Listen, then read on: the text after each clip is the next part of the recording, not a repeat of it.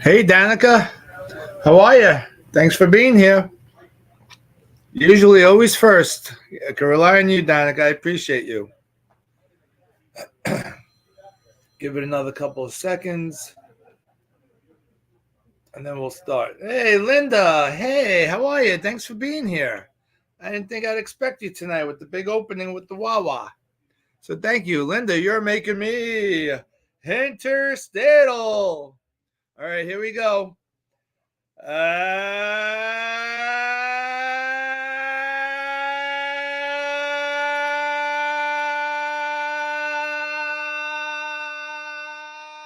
evening, everybody. Welcome to Angie's Angles. It is December the 14th in the year, my Lord, 2023. We got Linda, we got Scott, and we got Mike. I am duo interstitial. Harold making me try. Interstitial. Tom dialing it up from the Lounge of Smoke Therapy. 215 Ronkonkoma Avenue, Ronkonkoma, New York. Come on down if you're local. Please don't forget, in 2 weeks, we're going to have Angie's Angles, second annual Wings, Bourbon, and Cigar Night right here at Smoke Therapy. So I promised you a show tonight, even though I'm really not up to snuff. As I mentioned online earlier today, I was involved in an accident. I was rear-ended. My neck is all jammed up. I'm not really all feeling all that well, but the show must go on, as you know what I mean. Mark Brooks, I am quadruple interstitial. So let's just jump right into this. I'm going to be as subdued as I could be because really the pain is a little bit unbearable. But sometimes you have to suck it up, right? Thanks, Scott. Yes, I'm very not well. But I am devoted to Angie's Angles, and I'm devoted to all of you, just like you're devoted to me being here every Thursday. And I appreciate you. A little disclaimer. Next week, I'll be here Wednesday, December 20th, because as most of you know, I'm going under the knife on Thursday, December 21st. Hey, Casey, how are you? Thanks for joining me, brother. Excuse me. Next Thursday, I'm going to be having spinal fusion surgery. So we won't be here next Thursday, so we'll be here on December 20th. So, Casey, we're going to cover the Ohtani contract, the contract that is or isn't. Now, let's dive right into it. So, Shohei Ohtani signed with the Dodgers, a 10-year, $700 million contract. And for those that are having some audio issues, you heard me right. $700 million.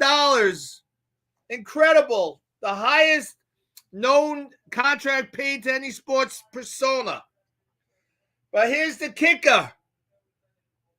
He's going to receive only $2 million per year for the next 10 years. So he'll have $20 million in his pocket at the end of 10 years. Casey, I can't agree with you more. And I'm going to jump into the reasons why. I appreciate you, Mark. I'm going to get into the reasons why, Case, that is terrible for baseball. So he's got $680 million deferred. So after 10 years, the Dodgers have to pay him $68 million a year for the next 10 years. Hey, Dave, how are you, pal? He has an opt-out. Are you sure about that, Dave? Because I didn't read about an opt-out. You got to let me know about that. So here's my problem with the contract from my side. As a baseball guy and as a taxpayer, right? So it's my opinion, and now baseball, Major League Baseball is covered. I don't know if they're covered under the Sherman Act or something, or baseball, Congress or the Senate threatened to repeal their status when they were going through the strike, etc., etc. Hey, Kev. Hey, what's up, man?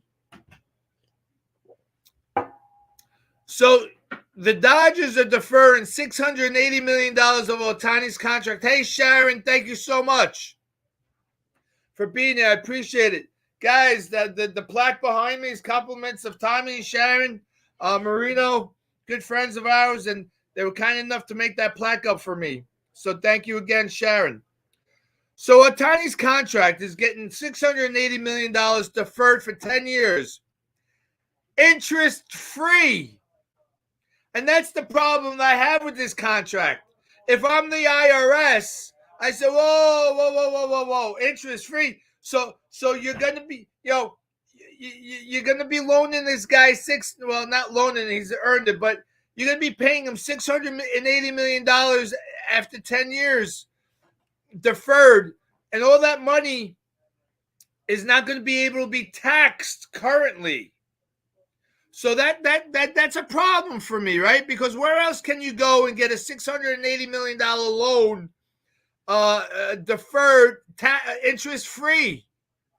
So the Dodgers are really benefiting from this. And I read somewhere that in the end, the Dodgers, it's really only like a $420 million contract in the scope of dollars.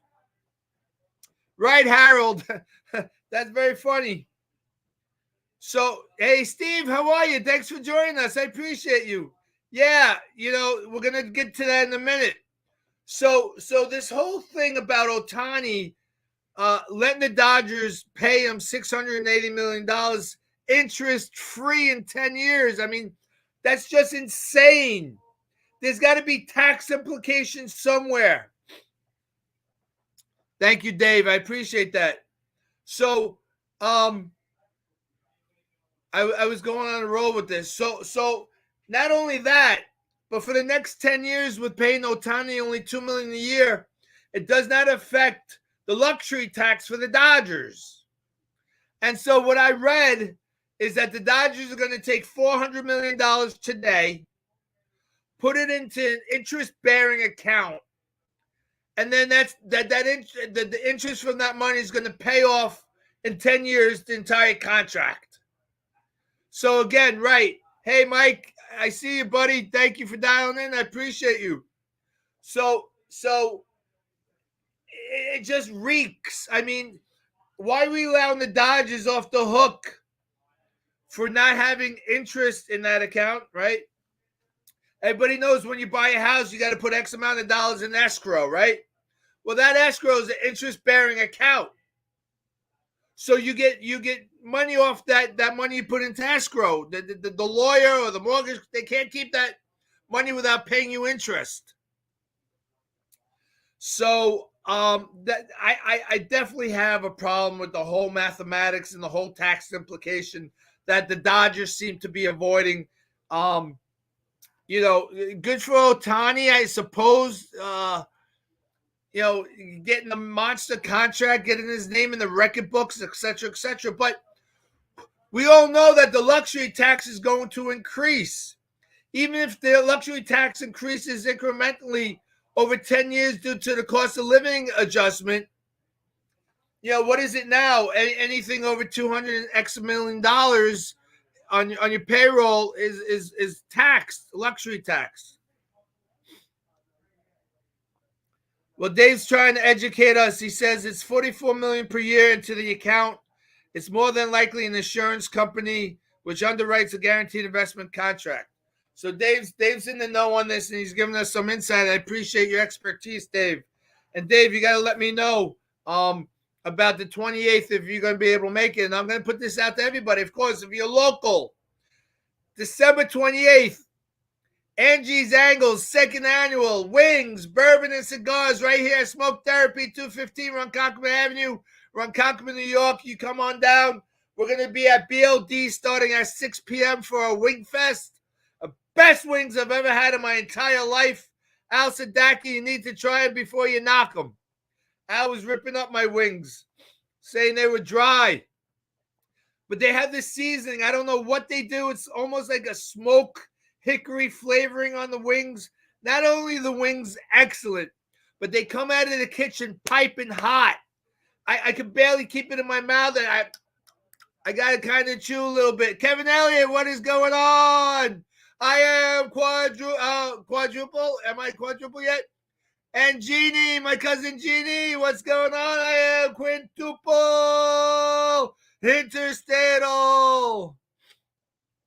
So, and I also appreciate everybody's concern about my accident. Taking the car to the shop tomorrow. We'll see the damage and we'll see what's going on. But right now, I'm kind of jacked up in my neck. Worse than I was before the accident. Worse than I was. I am worse after the accident than I was before. We all know I got the herniated disc going on, but I really can't turn my head without much pain right now. And I had a lot of flexibility prior to the accident. So we'll see how that goes. So let's get into Steve Ruddy's comment. And Steve, if you're still watching, Mr. McGowan is in the house. What's up, buddy? Steve, if you could post what the Dodgers traded for Glasnow, and who else did they get? Let me try to scroll back to your comment, see if you're right. Yeah, well, it was really only Glasgow. So Tyler, and this is pending Glasgow being able to work out a contract with the Dodgers. But here's the deal, right?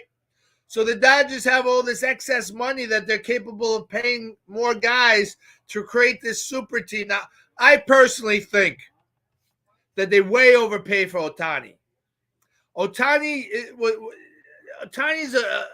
in the league by himself. I'm not diminishing his talent or his ability. But it was proven just this past year that Ohtani is human like you and I. Now I'll explain. He came up with the bum elbow, so he had to have Tommy John surgery. So he just batted. He just hit. And then he pulled a lat. Now those lats are funny. They don't go away very easily. And Major League Baseball needs to swing the bat almost all year long to keep everything going on. You got what are called idiot muscles. You have to train your muscles that normally don't go through these motions normally. So you really have to stay on top of your swing all year long. Ohtani's not been able to swing a bat for a while because of that lat, and eventually they shut him down. So Ohtani's not going to pitch until 2025, and he's not going to hit until about June of 2024. And and he's not getting younger, right? He's getting older. And there's no way possible that he could keep playing at this high performance level, being the dominant pitcher and the dominant hitter that he is on both sides of the plate. You know, you hear both sides of the ball in football, right? So on both sides of the plate, he's a pitcher and he's a hitter. He's not going to be able to uphold that performance level to the expectations of that contract. So this guy, for one, is very, very pleased that the Mets did not go crazy. They did not jump out of their shoes to sign Ohtani. Two reasons. A, it was obvious he didn't want to be on the East Coast. Okay, that's his preference. I have no problem with that. And B, it was just way, way, way too much money for what I think is he's going to become a one-dimensional player, and that's going to be a DH. And to pay $700 million or however the money works in real net value, according to Dave, 400 and something change, it's too much money. It's way too much money. And now, how many World Series has Ohtani been to? He's been to the same amount of World Series I've been to. I've been to World Series. But how many games have Ohtani played in? World Series games? Same as me. 0. None. Niente. Nada. So I'm not really sure that the Dodgers, while both sides were creative, it's my understanding that Ohtani brought this to the Dodgers. Kevin, yeah, he'll be the damage king.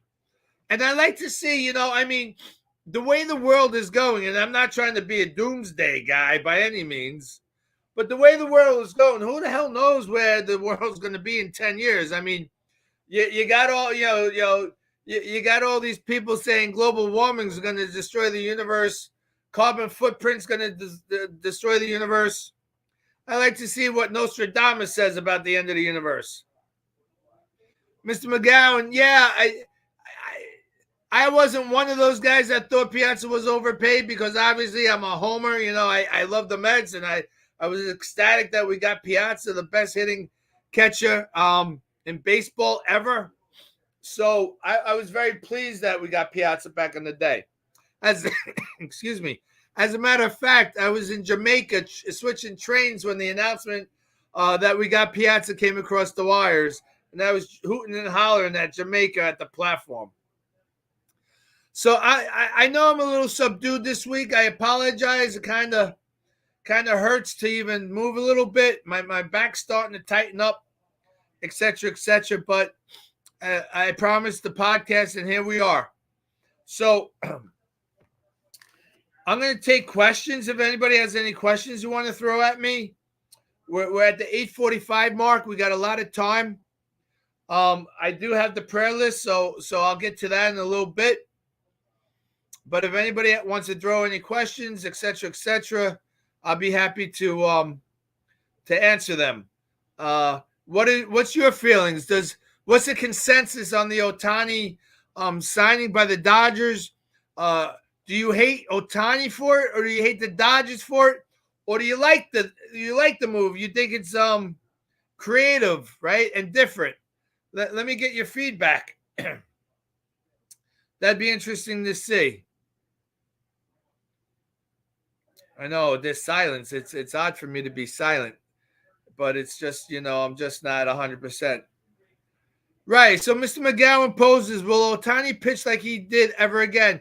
And my answer is quite simple, Mr. McGowan. No, I don't feel it's possible, because now that he has that lat strain, and like I said, you could come back from a lat strain, but it doesn't take much to tweak it again.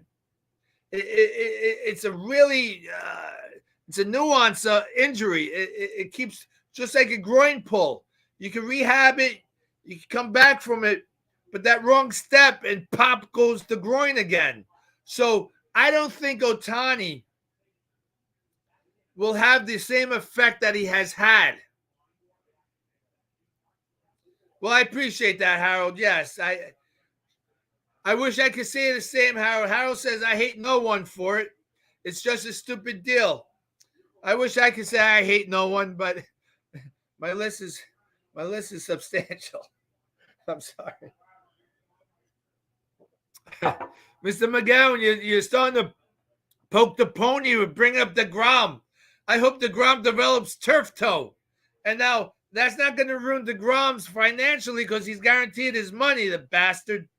But it certainly is going to affect the Rangers and their ability. I hope he never pitches again. And sadly enough, he will not go down as one of the best Mets ever, in my opinion, because of the way he left under very, very, very, very strange conditions. I mean, I thank him for leaving, perhaps, because then we would have been stuck with that contract. Yeah, I am very bitter, Mr. McGowan. Very bitter. Because when we needed him, he didn't come through. He didn't come through. Bassett didn't come through.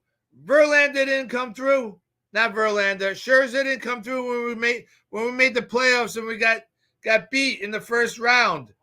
It's just these guys are paid $1 gazillion and they got to produce. Now, yeah, we talked about Clayton Kershaw a couple of podcasts ago about being perhaps the worst postseason pitcher in the history of Major League Baseball. The guy can't get out of his own freaking ass way. It's incredible. But anyway, I digress. We're at the 850 mark. I'm going to go through the prayer circle. I appreciate your input. I appreciate everybody showing up. Yeah, Dave, I don't disagree with you. Dave said, let's be fair, we didn't come through for DeGrom a lot. 1000%, Dave. You're absolutely right. He pitched into a lot of bad luck.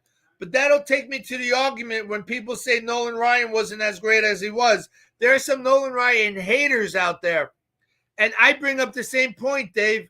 Nolan Ryan played on god awful teams for a long, long time.